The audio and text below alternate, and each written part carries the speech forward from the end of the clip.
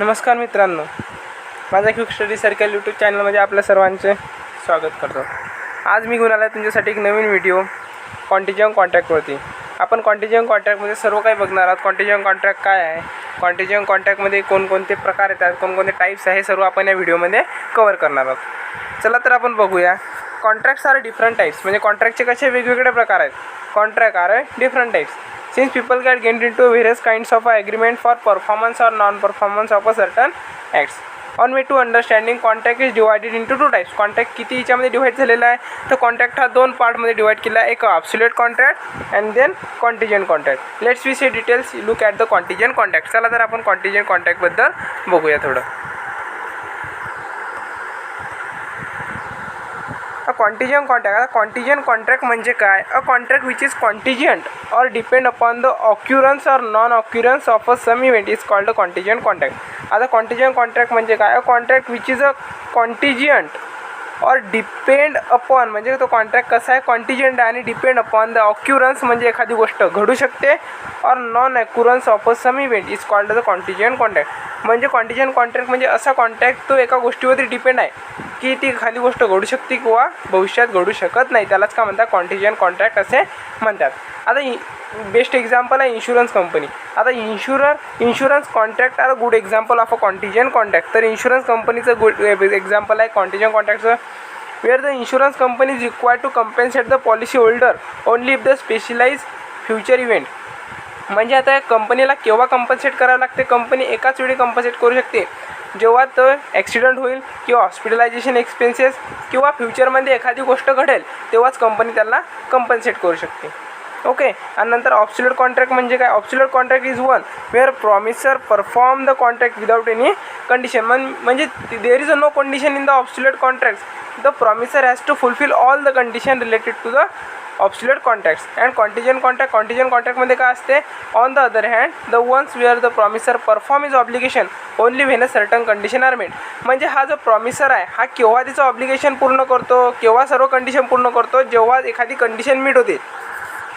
जेव्हा फ्युचरमध्ये एखादी कंडिशन मीट होते किंवा जे एक्सपेक्ट करता की फ्युचरमध्ये असं जर झालं तर मी हे असं होऊ शकते, तेव्हा त्याला काय म्हणतात, कॉन्टिजेंट कॉन्ट्रॅक्ट म्हणतात.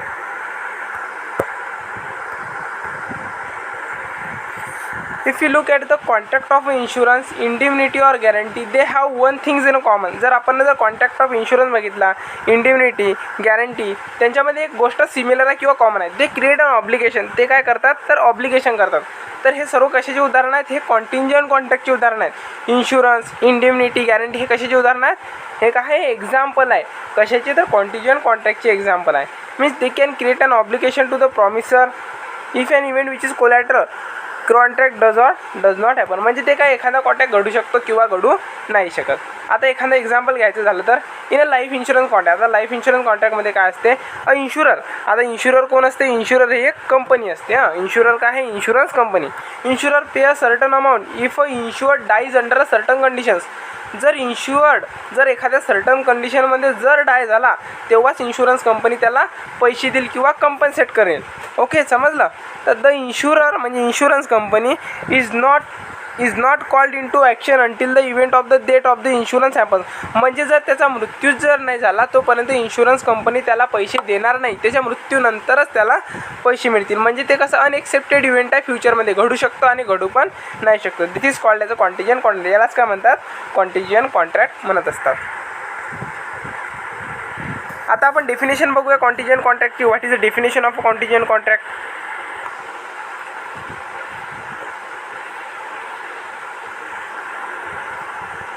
Under section 31 of Indian Contract Act 1870 contingent contract define. म्हणजे सेक्शन 31च्या अंतर्गत कॉन्टिजेंट कॉन्ट्रॅक्ट कशा प्रकारे डिफाईन केला आहे? Contingent contract is that if 2 or more parties enter into contract. Means एका किंवा एकापेक्षा जास्त पार्टीज कॉन्ट्रॅक्टमध्ये एंटर होतात. कशासाठी? टू डू काहीतरी करायचं किंवा नॉट टू डू समथिंग.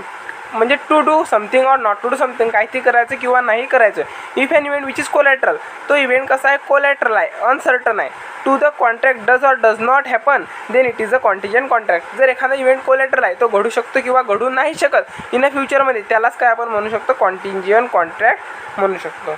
आता एक्झाम्पल घ्यायचं म्हटलं तर the best example of the contingent contract is that Suraj is a private insurer. Suraj हा एक प्रायव्हेट इन्शुरर आहे, म्हणजे सूरज हा प्रायव्हेट इन्शुरर आहे, इन्शुअर कंपनीचा. And enter into contract with निळे. तो कोणाच्या कॉन्ट्रॅक्टमध्ये आला? हा सूरज प्रायव्हेट इन्शुरर आहे. हा कोणाच्या कॉन्ट्रॅक्टमध्ये आहे? निळेच्या कॉन्ट्रॅक्टमध्ये आहे. फॉर फायर इन्शुरन्स ऑफ निळेज हाऊस. म्हणजे आता निळेनं काय केलं? त्याचा हाऊसचा इन्शुरन्स काढून घेतला. According to the term Suraj agrees to pay Nile. आता सूरजनं काय केलं? ॲग्री झाला निळेला पैसे द्यायला. And amount ₹5 lakh of his house is bound against an annual payment 5,000. This is a contingent contract. आता कॉन्टिजन कॉन्ट्रॅक्टचं हे बेस्ट एक्झाम्पल आहे.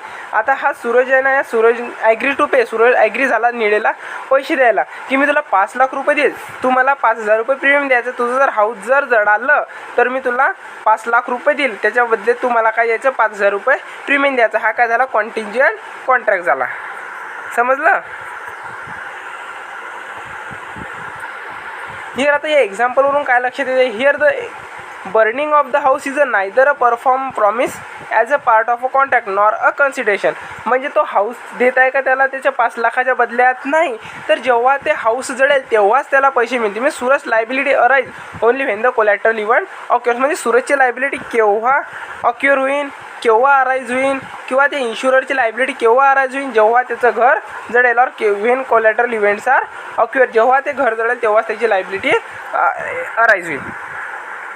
समजलं? आता आपण बघू essential of a contingent contract. Contingent कॉन्ट्रॅक्टसाठी इसेन्शियल काय महत्त्वाचं आहे कॉन्टिजन कॉन्ट्रॅक्टसाठी? ओके, तर 1 नंबर आहे depend on a happening or non happening of a certain moments. कोणती गोष्ट घडायची किंवा नाही घडायची याच्यावरती डिपेंड आहे. The event collateral is to be a contract. म्हणजे इव्हेंट इज अनसर्टन. तो कसा असला पाहिजे? कोलॅटरल असला पाहिजे. The event should not be a mere will of a promiser. ते प्रॉमिसरची विलसुद्धा नसली पाहिजे. Or the event should be certain. आता हे 4 पॉईंट आपण एक डिटेलमध्ये बघू.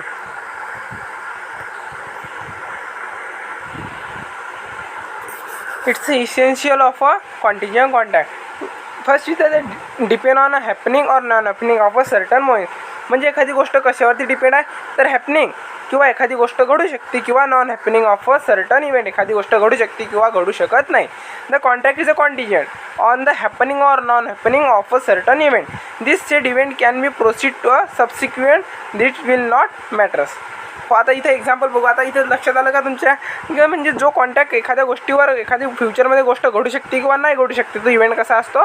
अनसर्टन असतो. ओके, आता इथे एक्झाम्पल घ्यायचं म्हटलं तर सूरज प्रॉमिसेस टू निळे. आता सूरजनं कोणाला प्रॉमिस केलं? Suraj promises to Nile minimum 5,000 if the Rajdhani express reach to Delhi on time.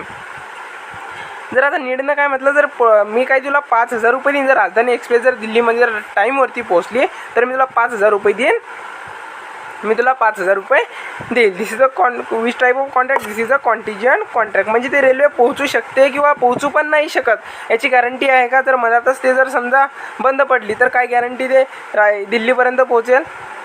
Okay,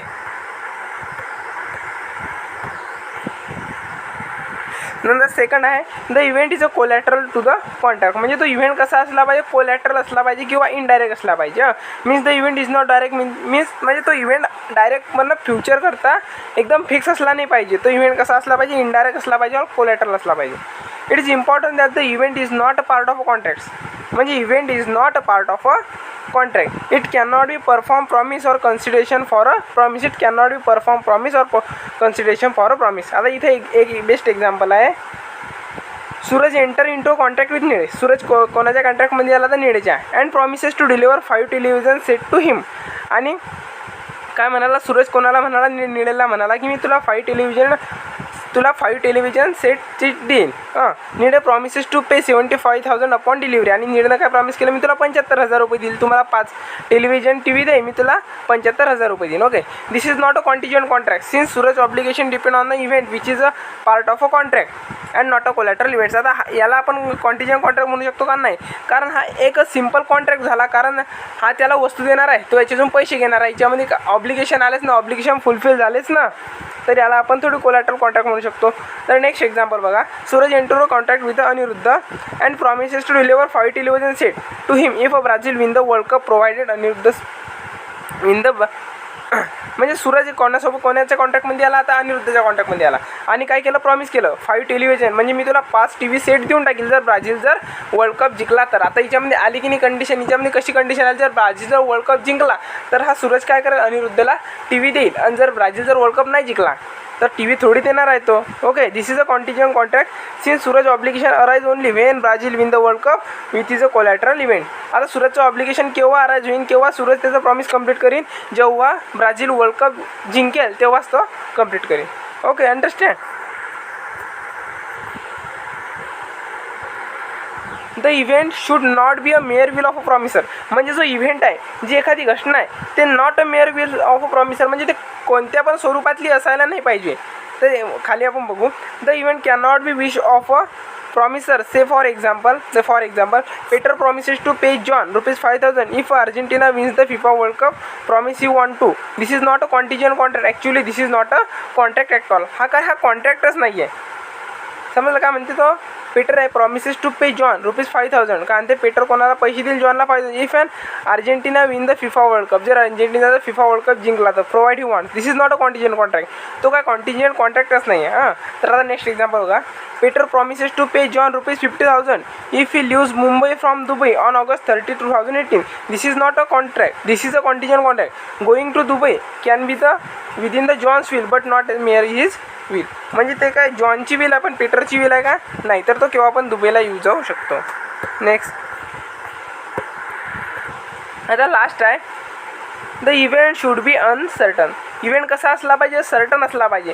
तो भविष्यात कंडिशन असली पाहिजे त्या इव्हेंटला, भविष्यामध्ये तो घडू शकतो, एक तर घडू नाही शकत.